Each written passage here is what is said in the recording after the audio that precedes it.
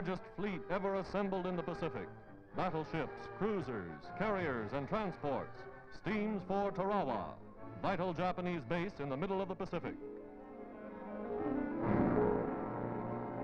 Tarawa, in the British Gilbert Islands, is one of the most heavily fortified of Jap air bases. Its recapture is important to the United Nations offensive. The invasion force moves into waters controlled by the Japanese fleet since 1941. In solemn reverence, men of the attacking force bow their heads in prayer. Ask God for guidance and aid as they approach the hostile shore.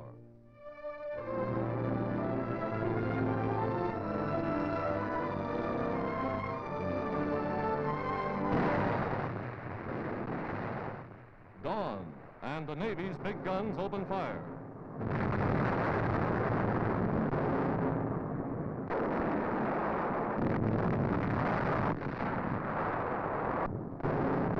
The Marines attack.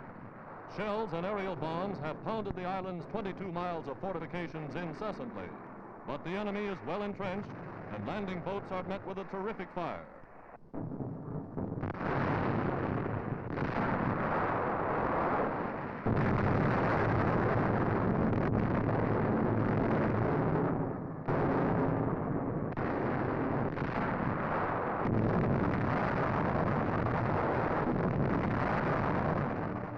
First waves establish a beachhead, naval guns continue to shell Japanese positions inshore.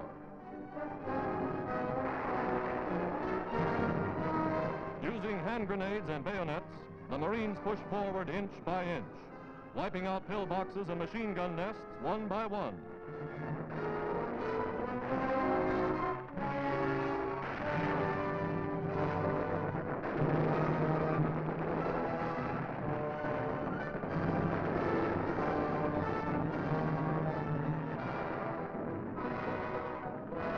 Reinforcements arrive. Tarawa and the Gilbert Islands are in the hands of United Nations forces. The entire garrison, more than 4,000 Imperial Japanese Marines, annihilated in 76 hours. The most difficult, the most dangerous of all military operations achieved. Victory at Tarawa stands as a dramatic symbol of the growing offensive power of the United Nations in the Pacific.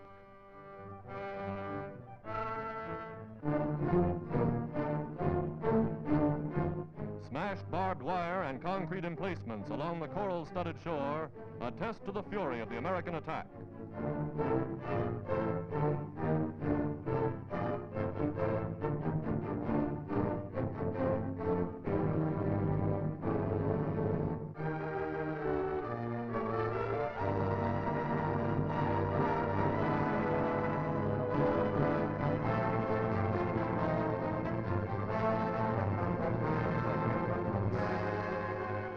Heavy coastal batteries, now twisted and shattered. For 23 months, the Japs had fortified Tarawa, converted it from a peaceful copra trading post to one of the strongest bases in the Pacific. The fall of Tarawa is a vital blow to Japan.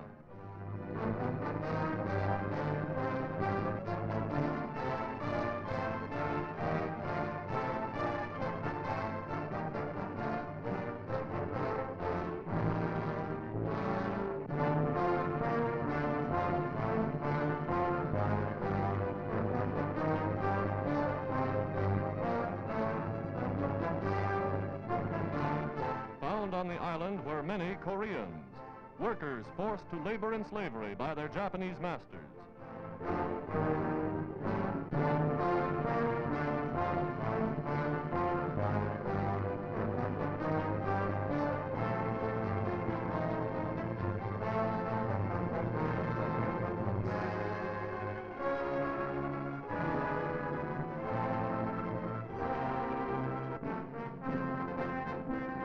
The vital airfield, rendered useless by continuous bombing, is quickly repaired as American construction battalions now turn Tarawa into a base against Japan.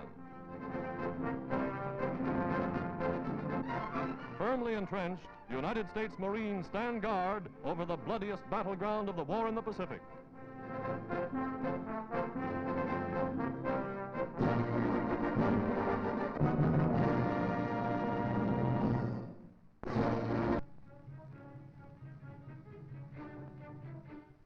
Like their Phoenician forebears, these Lebanese women are preparing nets.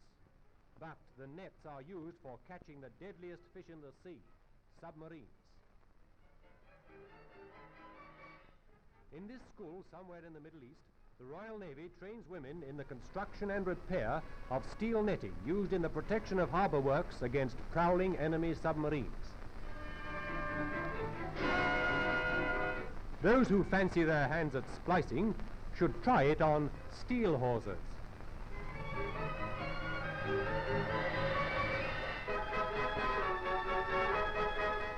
Tough babies, eh? And indeed they would be if these were giant cannonballs. In point of fact, they're floats used for supporting submarine nets, one of which can be seen here undergoing repairs.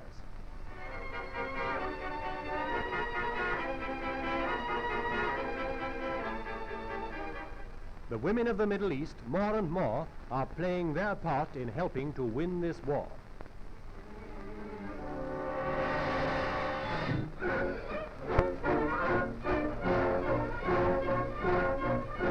In Russia, too, everything that can be done by women is being done to release their menfolk for the fighting forces.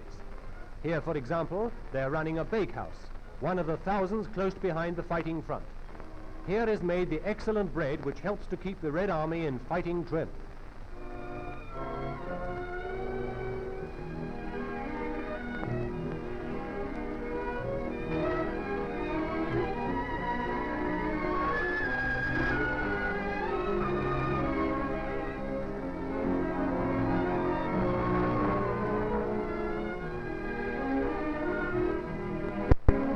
In Soviet munition plants, women, as elsewhere in the United Nations, reign supreme.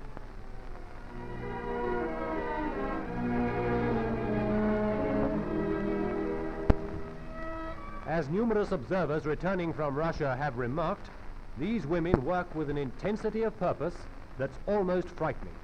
Remember, in the Soviet Union, there can hardly be a woman who hasn't lost husband, brother, or lover, killed in the terrible battles on the Eastern Front.